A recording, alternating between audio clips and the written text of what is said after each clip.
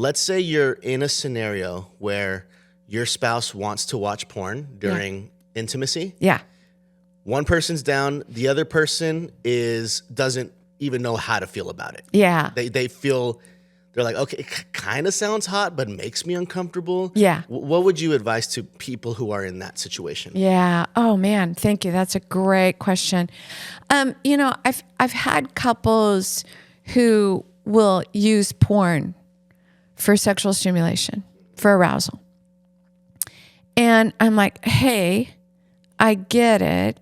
And how is that building genuine intimacy between the two of you? What's your goal? What are the sexual goals for your marriage? What is the sexual vision you want for your marriage? Because you two can create what you want to create. I mean, I'm not the sex police here. It's not my job. But my job is to help you create a vision for what you want for your sex life. Do you want it to build intimacy? Do you want it to create a deep and lasting bond? Do you want to bond to one another sexually, or do you want to bond to images on a screen?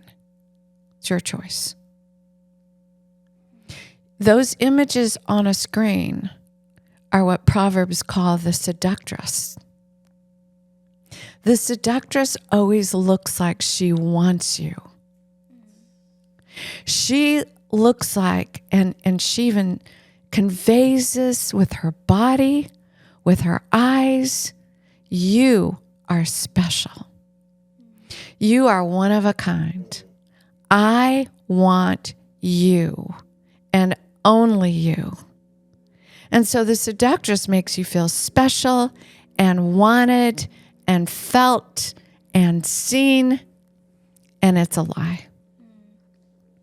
And male porn stars can do the same for you women. You're so hot. You're so beautiful. I want you. I want your body. It's all a seduction, and we all have to be careful of seduction because it wants to woo us in and lie to us. And that's why every married couple needs to have a clear vision of what do you want for your sex life. I personally, Scripture says, keep the marriage bed holy and keep it for the two of you. I love that my husband and I were almost married 50 years. And one of the things we were talking about this the other day is like, man, we love to make love to each other because it's a one thing that we share that we do not share with anybody else on this planet. It is our private heaven, right? Where it's just filled with pleasure. And here's the thing, when you bring in other people or objects, then you can start bonding to those images, to those others. And it can take away from the intimacy that you were meant to have. The Scripture says that sex is more than skin on skin. It's a deep spiritual mystery. And you and your partner were meant to share in this deep spiritual mystery. It's a mystery. So when we add porn or we add others, then we're taking away from the mystery. There's no mystery there. That is just about pure, unadulterated arousal. Well, maybe it would be more meaningful if you figured out how to arouse one another. Have some conversations. Grow this thing. Talk about it. What do we want? Is this really what we want? I'm uncomfortable about it. I don't feel right about it. Do you really feel right about us looking at other people having sex and thinking that that's going to build an intimate sex life for us? Are we just going to have sex like, I don't know, kind of like animals?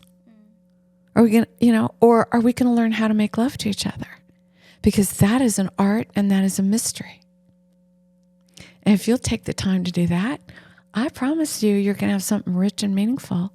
The other is a cheap substitute. It is false intimacy. And hey, you guys, there's no condemnation here. The world has sold us on false intimacy.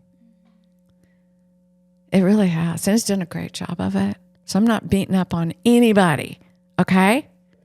But I just want us to have a vision of what do you really want? And then have the hard conversations and have honesty about that. You have a voice, and so does your partner.